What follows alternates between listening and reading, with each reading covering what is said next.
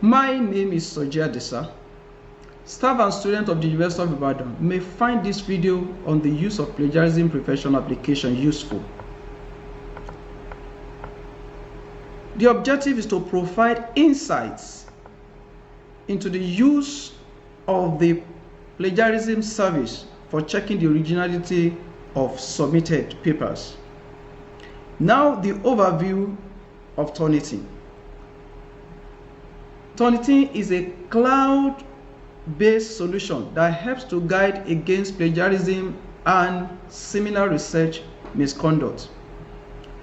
It is not installed or reside on your computer or your device.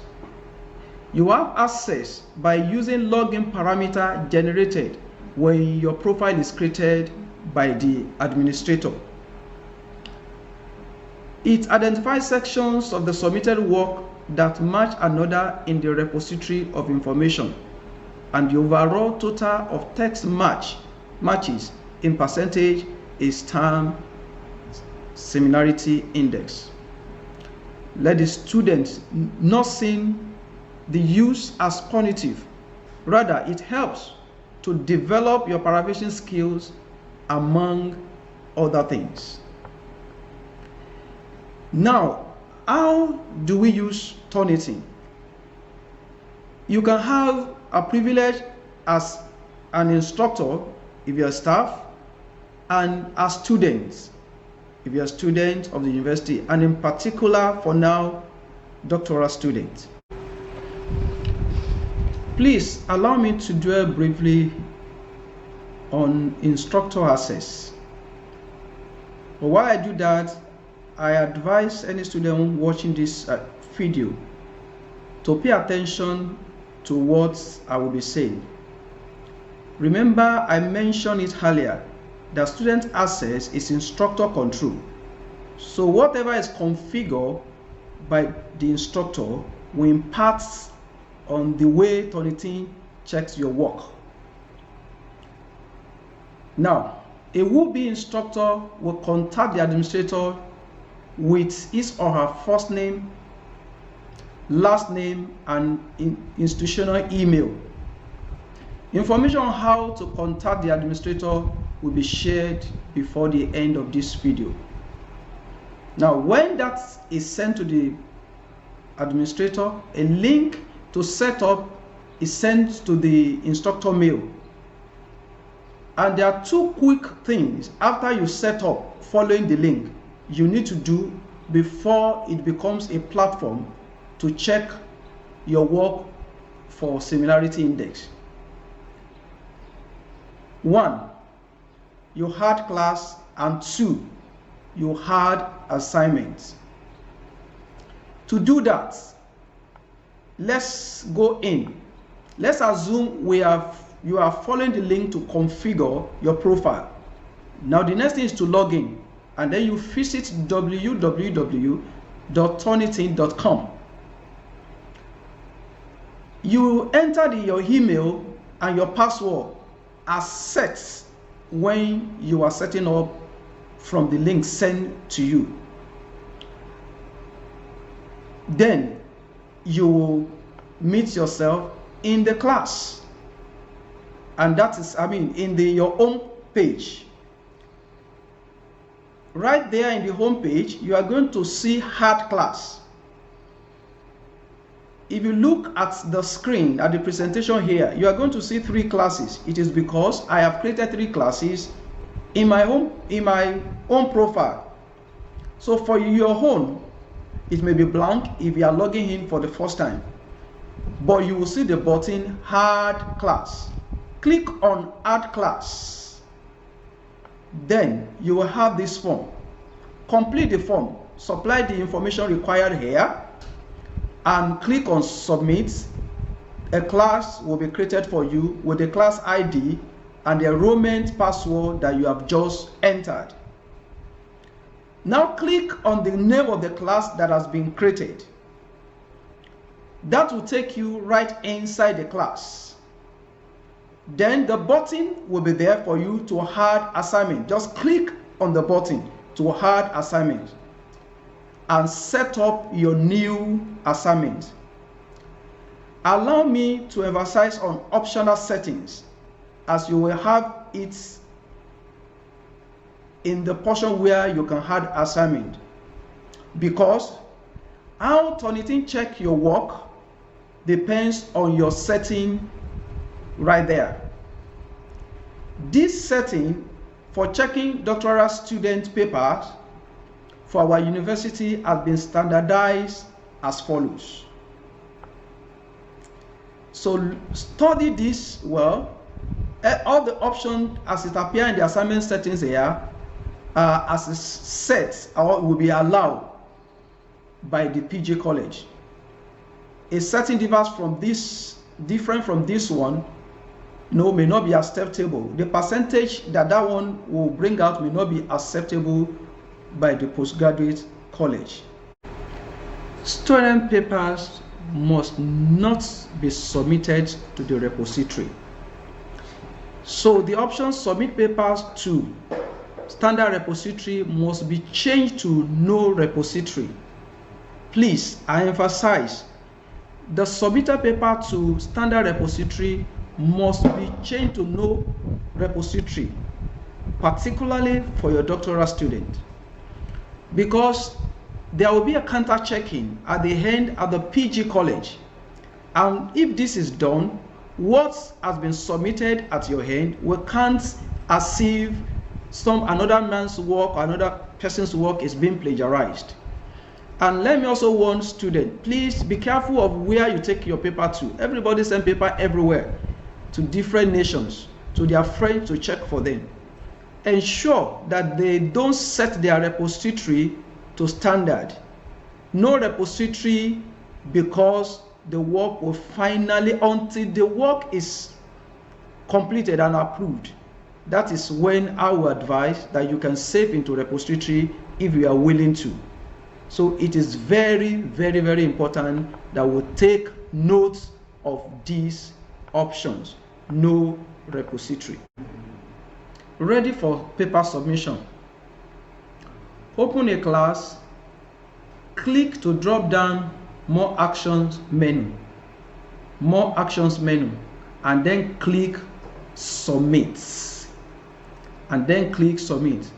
Follow the form to submit as you would do with the way you attach document to your email. After submission, you are to wait for report to be generated. The waiting time depends on the size of your paper, the internet, and also the status of the server at that point in time. So you can sign out while waiting. Reconnect later, sign in to see the similarity index report that has been generated. Student access can be achieved through the following steps. After a profile might have been created by an administrator. Invitation mail, you set up the mail account through the link sent to your mail. You input your email and username. You validate your account through a link sent to the email you have just provided. Open the message to create password before the link expires. The link takes you to a page where you can provide password. Your choice password must be a minimum of 8 characters. You'll be notified that account setup is complete. Then click on login button to take you to student home page. Now, this information is for doctoral students. You send to this number, please note WhatsApp only. And you set the following information: your full name, surname in cap, email, and a faculty. Kindly follow these steps strictly. For the officer in charge will not entertain call, text messages on this line, WhatsApp only. When you do this, then a profile will be created for you. Then you get the link and you follow the steps that was just shown before. These steps, then you will find yourself on the student home page. your student home page. And at the student home page, you click on class name. The class name will likely be the name of your faculty. The name of your faculty. And when you click on it, it takes you right inside the class. Then you click on submit to submit your work, following the step mentioned earlier. That is, you supply the information in the pop-up form. You can also enroll in another class, provided you have the class ID and enrollment key. And what you just need to do is to click enroll in a class, then you supply the ID of the class and the enrollment key that have been provided by the new administrator. To view reports, you click view in your portfolio to proceed to document viewer. Emphasis should be on the March overview. Attention should be based on percentage returned by each source. Now open the source and rewrite or paraphrase the major highlighted areas. Please make sure this is done without losing the meaning. The allowed overall similarity index by the university is 24% or lower. And for a single source, it must not be greater than 1%. It must not be greater than 1%. Now, the document fare is like this.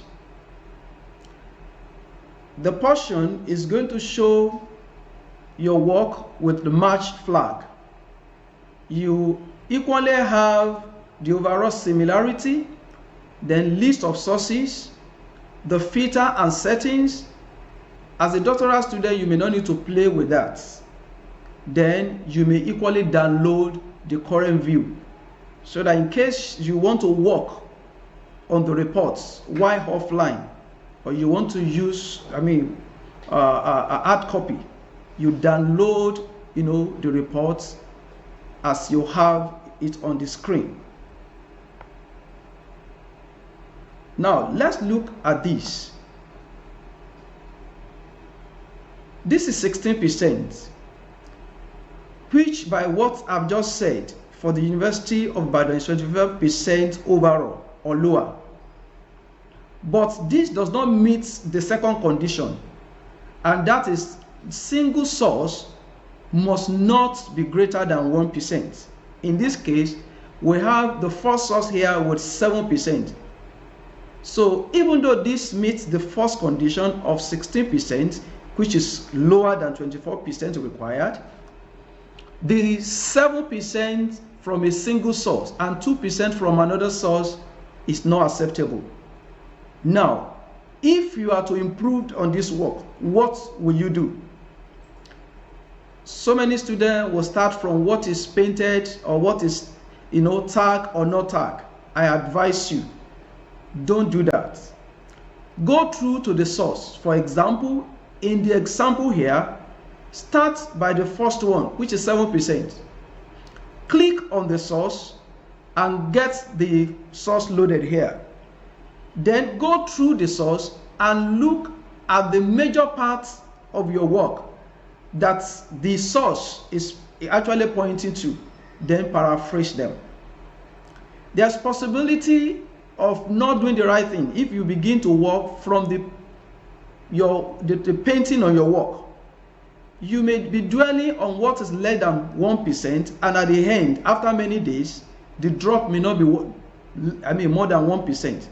But when you address the source, the real one, the culprits, the one with high percentage, you open those the sources, and you look at your work, and you are able to match those areas that are painted. You are able to address the issues. You cite properly. You paraphrase, another man's work. You write freely in your own, way.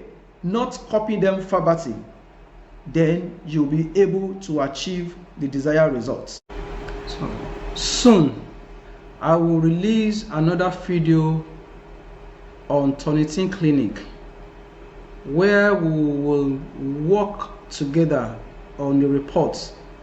We will go live to hands-on solving a problem together, looking at a problematic source together, and in the video I will be able to actually try to solve a problem, so that will serve as guide to as many others that will have a similar issues with their work. But now let's move on to see the index. The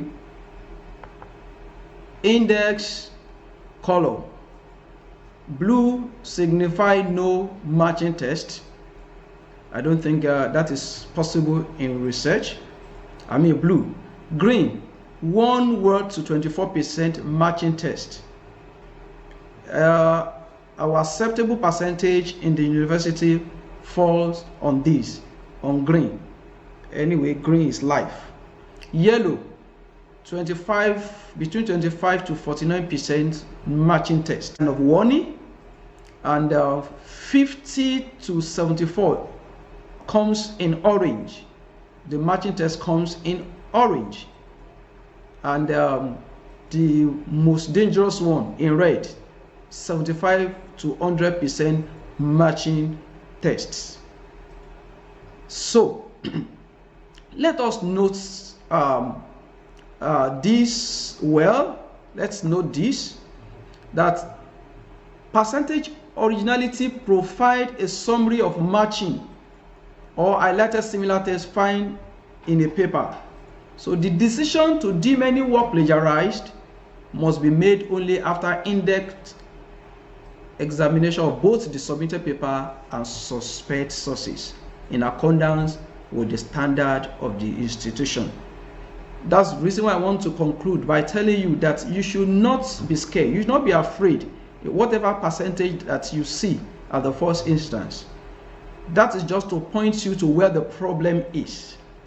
And you may be able to solve it yourself. And if you need any further assistance, please, you can contact other people that have been successful. You can contact us. We'll be able to give you a guide. So let me conclude this video by giving some helpful habits, hints on helpful habits. 1, make sure that you are not just copying other ideas, but are processing and adding to them. 2, learn proper paraphrasing, not just changing a few words. 3, highlight the originality of your ideas by making clear distinctions between them and ideas you have gotten elsewhere. 4, acknowledge the borrowed materials. Acknowledge the borrowed materials. 5, provide audience with information necessary to find such material. 6, know it is advantageous to highlight the fact that other sources support your own idea. And finally, from here, learn how to correctly cite different works. I must not end this by actually giving credit to Turnitin 2. A lot of information were gotten from their website. And for the instructor, I mean the staff of the university, who may want a Turnitin profile created for them, please, you can contact me. That is sending your first name, your surname, and your institutional email to my WhatsApp line 070 35 58 7094. Thank you for watching. Thank you for listening.